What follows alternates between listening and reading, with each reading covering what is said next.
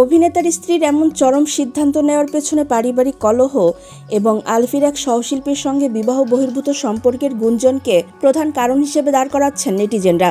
মৃত্যুর আগে স্বামী স্ত্রীর পাল্টাপাল্টি রহস্যময় ফেসবুক পোস্ট সেই সন্দেহকে আরও জোরালো করে তুলেছে।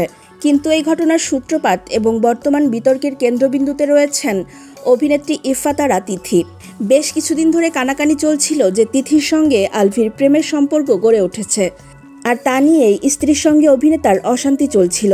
নেটিজেনদের ক্ষোভের আগুনে ঘি ঢেলেছে মৃত্যুর ঠিক আগের দিন করা আলফির একটি ফেসবুক পোস্ট। গত শুক্রবার তিথির জন্মদিন উপলক্ষে আলফি তার ভেরিফাইড পেজে একটি ছবি শেয়ার করেন, যেখানে দুজনকে একটি গামছায় জড়ানো অবস্থায় বেশ ঘনিষ্ঠ ভঙ্গিতে হাসি মুখে দেখা যায়। ক্যাপশনে আলফি লেখেন, শুভ জন্মদিন নায়িকা, জীবনে অনেক দূর এগিয়ে যেতে হবে। তুমি আমার দেখা এই ইন্ডাস্ট্রির সবচেয়ে পরিশ্রমী কো-আর্টিস্ট ও পছন্দেরও।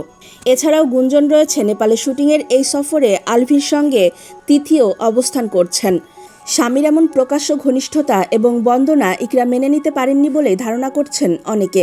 এই দাম্পত্য কলহের ইঙ্গিত মেলে মৃত্যুর ঠিক আগের দিন স্বামী স্ত্রীর দুজনের ফেসবুক প্রোফাইলে করা দুটি রহস্যময় পোস্টে। শুক্রবার রাত 3:13 আলফি তার ফেসবুকে একটি স্ট্যাটাস দেন, যেখানে লেখা ছিল, ভুল করলে মাফ মেলে, কিন্তু মুক্তি মেলে না। এই পোস্টের ঠিক কয়েক ঘন্টা পর শুক্রবার সকাল 10:56 ইকরা একটি হাস্যোজ্জ্বল ছবি দিয়ে ইংরেজিতে একটি ইঙ্গিতপূর্ণ স্ট্যাটাস দেন, যেখানে তিনি লেখেন, কেউ একজন কারো পুরো জীবনটা ধ্বংস করে দেওয়ার পর নিজের মাত্র একটা দিন নষ্ট হওয়ার জন্য কাঁদছে। কান্নার চেয়ে এই পরিহাসের আওয়াজ অনেক বেশি তীক্ষ্ণ। সামাজিক মাধ্যমে ছড়িয়ে পড়া স্ক্রিনশটগুলো প্রমাণ করে যে মৃত্যুর আগে দম্পতির মধ্যে মানসিক দূরত্ব ও তিক্ততা চরমে পৌঁছেছিল।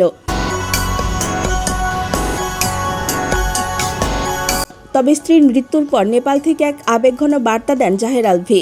ফেসবুক পোস্টে লেখেন, কী কারণে ইকরা এমন পথ বেছে নিলেন তিনি জানেন না। খবরটি পেয়ে তিনি মানসিকভাবে ভেঙে পড়েছেন এবং একমাত্র সন্তানের কথা ভেবে তিনি দিশেহারা। গণমাধ্যম ও শুভাকাঙ্ক্ষীদের কাছে কিছুটা সময় চেয়ে আলভি অনুরোধ করেছেন, সন্তানের ভবিষ্যতের কথা বিবেচনা করে যেন কোনো বিভ্রান্তিকর তথ্য ছড়ানো না হয়।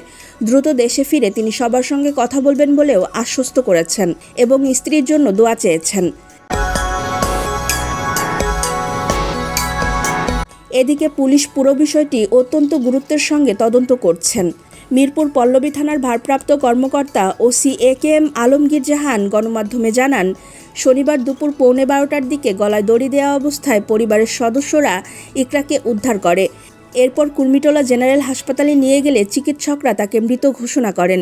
খবর পেয়ে পুলিশের একটি দল ঘটনাস্থলে যায়। ঘটনার প্রকৃত কারণ উদ্ঘাটনে বাসার সিসি ক্যামেরার ফুটেজ সহ অন্যান্য আলামত সংগ্রহ করা হচ্ছে। তদন্ত শেষে আত্মহত্যার পেছনের প্রকৃত রহস্য এবং প্ররোচনার বিষয়টি আইনিভাবে পরিষ্কার হবে বলে জানিয়েছেন পুলিশ।